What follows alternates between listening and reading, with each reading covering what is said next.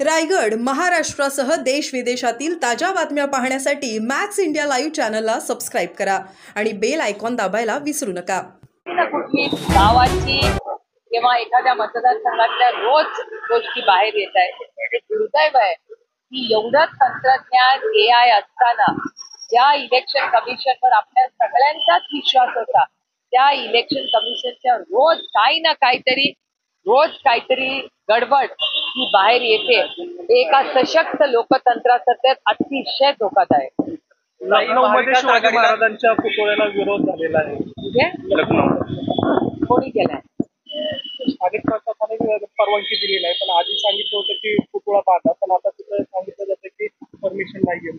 नाही, मी स्वतः उत्तर प्रदेशचे जे माननीय मुख्यमंत्री आहेत तुमच्या बातमीची मी डिटेल माहिती घेईन आणि जरूर उत्तर प्रदेशच्या माननीय मुख्यमंत्र्यांनाच मी स्वतः पत्र तातडी दिली की हा शब्द तुम्ही आम्हाला दिला होता हा आपण पाळलाच पाहिजे. महाविकास आघाडीचा नवीन विरोध राज ठाकरेंच्या चर्चा सुरू आहे. राज ठाकरेंनी यावर अनालिसिस असं नाही, मला वाटतं एका सशक्त लोकतंत्र जिवंत ठेवण्यासाठी आणि आम्ही जर लोक सगळे एकवट असतील आणि देशाच्या हितासाठी असेल तर त्याच्यात गैर काय. राज ठाकरेंनी यावर राज ठाकरे पाऊल टाकावं. मला असं वाटतं की हा सगळा निर्णय सगळे एकत्र मिळून घेतील. हे मोठे राजकीय विषय असतात, ते काही कॅमेरावर होत नाही, ते मीटिंग्स मध्ये होतात. त्याच्यामुळे मीटिंग जी काही महाविकास आघाडीची मीटिंग असेल, राज्य असतील, ते सगळे एकत्र बसून काय ठरवतील तो निर्णय आम्ही चर्चा झाल्यावर जरूर तुम्हाला सांगू. निलेश प्रकरणी राम शिंदे काल पहिल्यांदा बोलले. रोहित पवारांनी अनेक पुरावे दिले होते, राम शिंदेचं नाव थेट घेतलं होतं आणि त्यांनी आमदार संघटनेचं मानणार आहे, पण त्यांनी काल पहिल्यांदा भाष्य केले. ते म्हणाले की पासपोर्ट कुणी दिला 2019 मध्ये, त्यावेळेस आमदार कोण होते मला खूप विनम्रपणे एक प्रश्न विचारताय तुम्हाला, मी तुमची बातमी जरूर पाहिजे. आपण सगळ्यांनाच प्रोसेस माहिती असतो. या देशामध्ये पासपोर्ट द्यायचा अधिकार पोलिसांना आहे का मिनिस्ट्री ऑफ एक्सटर्नल अफेअर्सला आहे? पासपोर्ट कोण देतं तुम्हाला? पासपोर्ट केंद्र सरकार देतं आणि ते मिनिस्ट्री ऑफ एक्सटर्नल अफेअर्सच्या अंडर येतं. म्हणजे कितीही आज कोणीही मंत्री असला तरी पासपोर्टची हाताची कॉपी अथॉरिटी ही MEA आहे, मिनिस्ट्री ऑफ एक्सटर्नल अफेअर्स. आणि गेले 11 वर्ष कोण सत्तेमध्ये आहे हे मला सांगायला लावणं म्हणजे मला कौतुक वाटतं की म्हणजे मला गंमती वाटते की एवढा सिरियस विषय असताना आपण सगळेच अनुभवी आहात आणि सगळेच हुशार आहात. त्याच्यामुळे मला गंमती वाटते की जेव्हा आरोप होतो तेव्हा तो असा कसा होऊ शकतो, कारण का कॉम्पिटंट अथॉरिटी ते देते ना. म्हणजे पासपोर्ट हा काय कागद नाही आहे की गेलं आणि कोणी दिला, त्याला एक प्रोसेस आहे. त्याच्यामुळे म्हणजे मला आश्चर्य वाटते हे स्टेटमेंट आलंच कसं. माजी आमदार रवींद्र दंगेकरांनी जोधपूरच्या PI गंभीर आरोप केले. कोणी उचलत नाही तर ते समीर पाटला मार्फत चंद्रकांतच्या दबावात या सगळ्या कायदा प्रकरणामध्ये कारवाई होत नाही. तशीच सगळी कुठेही गुंडगिरीची कारवाई होत नाही.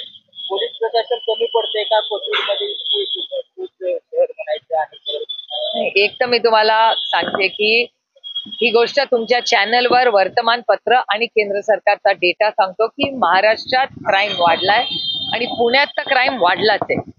हा माझा डेटा नाहीये, हा भारत सरकारचा आणि केंद्र सरकारचा डेटा, महाराष्ट्र सरकारचा डेटा आहे. आणि तुमचं चॅनल रोज दाखवतच असतं.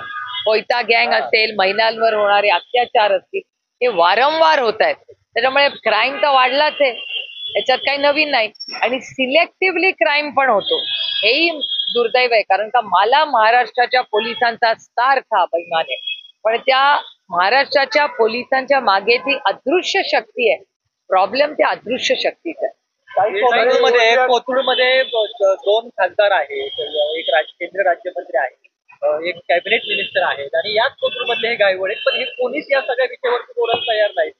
काय त्यांचं नेमकी मजबुरी सगळ्याच्या बाबतीत वाटते की अजिबात मला कसं माहिती असेल? तुम्हाला आठवड्याला माननीय मुख्यमंत्री पुण्याला येतात, आठवड्याला सगळेच मंत्री पुण्यात असतात. हा प्रश्नाचं उत्तर मी कसं देणार? ते आठवड्याला येतात, त्यांना विचारा. संग्राम म्हणणं आहे जोपर्यंत त्यांनी सांगितले की हिंदू आक्रोश मोर्चामध्ये त्यांनी सांगितले की हिंदूंनी कोणी ते भंडारे जे आहेत ना, महाराष्ट्र बापू भंडारे ज्यांनी आधी विधान केलं होतं त्यांनी मला माहिती नाही, कोणी माहिती नाही. गाडीत कोयता वगैरे घेऊन फिरा असं सांगितलं हिंदूंनी. आता गाडीत कोयता आणि इतर हत्यारं घेऊन फिरा असं त्यांचं म्हणणं. संग्राम व्हावं लागेल तो विचारा. मला असं वाटतं याचं प्रश्नाचं उत्तर आपण माननीय मुख्यमंत्र्यांना विचारा, कारण का माननीय मुख्यमंत्री या देशाचे गृहमंत्री आहेत आणि गृहमंत्री राज्याचे गृहमंत्री आहेत आणि दर आठवड्याला ते पुण्याला येतातच. त्याच्यामुळे पुण्याला दर आठवड्याला आल्यावर तुमची भेट होईल, जरूर विचारावं तुम्ही त्यांना, कारण त्याचं उत्तर त्यांनाच द्यावं लागेल. राजशाही गोंदियाचं पालकमंत्री जे आहेत तो या सरकारचा अत्यंत प्रश्न आहे. काही राज ठाकरेंचं म्हणणं आहे की जे राजकीय पक्ष आहेत त्यांचं एकमत होत नाही तोपर्यंत इलेक्शन घेऊ नये. नाही, मला असं वाटतं सूचना चांगली आहे, पण आता पुढे कसं काय होईल. आज एक प्रेस कॉन्फरन्स मुंबईत होणार आहे. काल दिल्लीमध्ये काय झालंय मला माहिती नाही, कारण का मी काल दिल्लीला माझ्या सिलेक्ट कमिटीच्या कामासाठी गेले होते. त्यामुळे आज प्रेस कॉन्फरन्स होईल, त्याच्यात सविस्तर तुम्हाला माहिती दिली. ताई, दिल्लीमध्ये जी जीपीसीची बैठक झाली त्या जेपीची बैठक झाली नाही, आता फॉर्म नाही. ते विधेयकामध्ये 130व्या घटनादुरुस्तीच्या विधेयकावरून महाविकास आघाडीमध्ये नाही, असं नाही, असं नाही. मी तुम्हाला सविस्तर थोडासा समजून सांगते की एक जॉईंट पार्लमेंटरी कमिटी साठी मला स्वतःला किरण रिजिजूंचा ऑफिसमधून फोन आला होता आणि मी त्यांच्याशी बोलले. त्यांनी असं सांगितलं की आम्ही एक जेपीसी करतोय आणि त्या जेपीसी मध्ये राष्ट्रवादी काँग्रेस पक्ष तुमचा सहभागी होणार का? मी अर्थातच जेपीसी मध्ये आदरणीय पवार साहेबांची चर्चा केली आणि पवार साहेब म्हणाले की आपण जेपीसी मध्ये गेलंच पाहिजे. याचं कारण असं की आपण या विधेयकाला आमचा विरोध आहे आणि या विधेयकाला विरोध करताना आम्हाला जेपीसी मध्ये जाऊन विरोध करायचा आहे. तोपर्यंत काँग्रेस पक्षाने आम्हाला कॉन्टॅक्ट केलेलं नव्हतं, त्याच्यामुळे कोणी जाणार का नाही ह्याची कुठलीही चर्चा झालेली नाही. मला स्वतःला किंवा आदरणीय पवार साहेबांना किंवा राष्ट्रवादी काँग्रेस पक्षाच्या कुठल्याही व्यक्तीला काँग्रेसनी कॉन्टॅक्ट केलेलं नाही. त्याच्यामुळे मतभेद असायचा किंवा काही वेगळा डिसिजन घ्यायचा विषयच येत नाही. आमची भूमिका एवढीच आहे की एक विधेयक आहे, त्याला आमचा विरोध आहे, त्याच्यासाठी विरोध आम्ही केला म्हणून माननीय अमित भाई शहांनी जॉईंट पार्लमेंटरी कमिटी त्याची केलेली आहे आणि त्या जॉईंट पार्लमेंटरी कमिटीमध्ये चर्चा झालीच पाहिजे आणि आमचा जो विरोध आहे तो आम्हाला त्या कमिटीमध्ये नोंदवायचा आहे, ज्याला त्या पार्लमेंटरीमध्ये डिसेंट म्हणतात, डिसेंट नोट. अनेक वेळा असं होतं की आम्ही कमिटीमध्ये जातो पण डिसेंट नोट ऑन रेकॉर्ड राहते आणि म्हणजे आदरणीय पवार साहेबांचा विचार हाच आहे की आपण त्याच्यात न जाऊन प्रश्न सुटणार नाही, आपण तिथे जाऊन आपला विरोध त्या प्रक्रियेमध्ये त्याची नोंद झाली पाहिजे. म्हणजे पार्लमेंटरी प्रोसिजर मध्ये जाऊन आम्ही ती डिसेंट नोट ऑन रेकॉर्ड आणली पाहिजे, म्हणजे ते ऑन रेकॉर्ड राहील की जॉईंट पार्लमेंटरी कमिटीची मागणी विपक्षी होती. आम्ही सगळ्यांनी सांगितलं होतं एक तर बिल आणूच नका, आमचा विरोध आहे या बिलाला, पण तो बिल आणलं. मग बिल आणल्यावर जेपीसी झालीच पाहिजे, कारण का जॉईंट पार्लमेंटरी कमिटीच्या माध्यमातून आम्ही आमचा विरोध हा दर्शवणार आहे आणि आम्ही आमची डिसेंट नोट देणार आहे. आणि आम्हाला कोणीही ना इंडिया अलायन्स किंवा काँग्रेसमध्ये जायचं किंवा नाही जायचं असं आम्हाला आदरणीय पवार साहेब किंवा आमच्या पक्षातल्या कुठल्याही नेत्याला कोणीही कॉन्टॅक्ट केलेला नाही. त्याच्यामुळे आम्हाला सरकारने नाव मागितलं, आम्ही दिलं.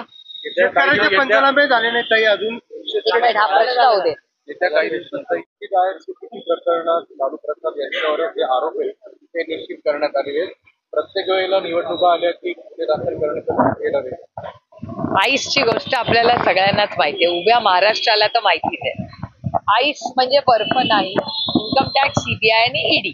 त्यामुळे आईसची ही प्रक्रिया, ती यंत्रणा दुर्दैवी आहे, पण आहे. आता ही आहे परिस्थिती, त्याच्या विरोधात लढायची ताकद ही त्या लालूजींच्या सगळ्या कुटुंबाला ही आहे. आणि माझा विश्वास आहे की लालू प्रसाद साहेबांच्या कुटुंबावर जे काय होत आहेत आरोप, प्रत्यारोप, ते ताकदीने ते लढतील. कारण का एक ते आरोप खरे आहेत का नाही हेही आपल्याला माहिती नाही. त्याच्यामुळे प्रक्रियेमध्ये आम्ही सहभागी घेऊ आणि आम्ही त्यांच्या मागे ताकदीने उभं राहू. दिवाळी पाडवा आणि भाऊबीजेत काही आपण बदल करण्यात शेकडो असंख्य कार्यकर्ते आणि स्नेही बारामती आमच्या कुटुंबामध्ये एक दुर्दैवी घटना झाली. माझ्या काकी, भारती काकी आज आमच्यात नाहीत आणि त्याच्यामुळे ह्या वर्षी पवारांकडे दिवाळी साजरी होणार नाही. कारण एक आमची फॅमिलीमध्ये एक खूप दुर्दैवी घटना झाली. त्यामुळे आम्ही एकत्र भेटत राहू काही दिवस सगळे बारामतीत नेहमीप्रमाणे. आम्ही दिवाळी साजरी करणार नाही. काही रांजणगावचे एक माजी जिल्हा परिषद सदस्य आहेत दत्तात्रय पाचगणी त्यांचं नाव आहे, माफ करा पाचुंदकर. त्यांच्यावर जमीन घोटाळ्याचा आरोप होता. तुम्ही देखील एकदा तो मुद्दा उचलला होता. आता त्यांनी काल भाजपत प्रवेश केलाय आणि त्यांना प्रवेश करते सांगितले की आता माझ्यावर कुठलीही कंप्लेंट नाही किंवा केस नाही, जमीन घोटाळा नाहीच आहे असं त्यांचं म्हणणं. मला असं वाटतं इतकं सोपं असणार नाही. हे वॉशिंग मशीनचा एक नवीन प्रयोग असेल. त्याच्यामुळे जर वॉशिंग मशीन मध्ये ते घालणार असतील तरी जर त्यांनी देशाला आणि महाराष्ट्र राज्याला जर फसवलं असेल तर आम्ही ते सहन करणार नाही. काही वळसे पाटलांनी कांद्याला भाव मिळत नाही आणि तुम्ही सिरियल मध्ये केसता अशा पद्धतीने त्यांनी टीका केली. एकतर दिलीप पाटील हे माझ्याशी वयाने कर्तृत्वाने सगळ्यांनीच मोठे आहेत. त्याच्यामुळे त्यांच्याबद्दल मी योग्य नाही बोलणं. पण माझी हात जोडून माननीय आदरणीय दिलीप वळसे पाटलांना हात जोडून माझी विनंती आहे, अमोल दादावर पाहिजे तितकी टीका करा, काही मला प्रॉब्लेम नाही. एका सशक्त लोकतंत्रामध्ये ते झालंच पाहिजे. पण माझी माननीय आदरणीय दिलीप वळसे पाटलांना हात जोडून विनंती आहे की तुम्ही सरकारमध्ये आहात, आमच्या कष्ट करणाऱ्या अडचणीत आलेल्या शेतकऱ्याला न्याय द्या. एवढीच माझी, तुम्ही सरकारमध्ये आहात, तुम्ही सत्तेमध्ये आहात, तुम्ही मायबाप सरकार आहात, आमच्या गरीब कष्ट करणाऱ्या शेतकऱ्याला न्याय द्या अशी माझी हात जोडून विनम्र विनंती आहे. काही पुरंदर एअरपोर्टच्या संदर्भामध्ये तुम्ही आज पवार साहेब तुम्ही आज तिथे जाताय, जवळपास 90% भूसंपादन झाले असं सांगितलं जात आहे. नेमकं काय तिथल्या शेतकऱ्यांची व्यथा आहे ते तुम्ही समजून घेताय? नाही, मागेही मी एकदा गेले होते, मोठी मीटिंग घेतली होती. आजही शेतकऱ्यांनी आदरणीय पवार साहेबांना पत्र लिहिलं होतं की आम्हाला तुमच्याशी काही बोलायचंय. त्याच्यामुळे शेतकऱ्यांशी बोलण्यासाठी त्यांच्या व्यथा ऐकून घेण्यासाठी आदरणीय पवार साहेब आणि मी आज पुरंदरला जाणार. भुजबळ साहेबांचा आज 78वा वाढदिवस आहे. भुजबळ साहेबांचा वाढदिवस नाशिकमध्ये मोठा उत्साह साजरा केला. तुम्ही काय शुभेच्छा दिल्यात का देताय? नाही, आदरणीय भुजबळ साहेब हे माझ्या वडिलांच्या वयाचे आहेत. अनेक वर्ष त्यांनी एकत्र माझ्या वडिलांबरोबर काम केलेलं आहे आणि मला असं वाटतं कुणाचाही वाढदिवस असला तरी आपल्या संस्कारात त्यांना शुभेच्छा ह्या दिल्याच पाहिजेत आणि त्यातून आदरणीय भुजबळ साहेबांना तर दिल्याच पाहिजेत. भुजबळ साहेब आप जियो हजारों साल, साल के दिनों 50,000.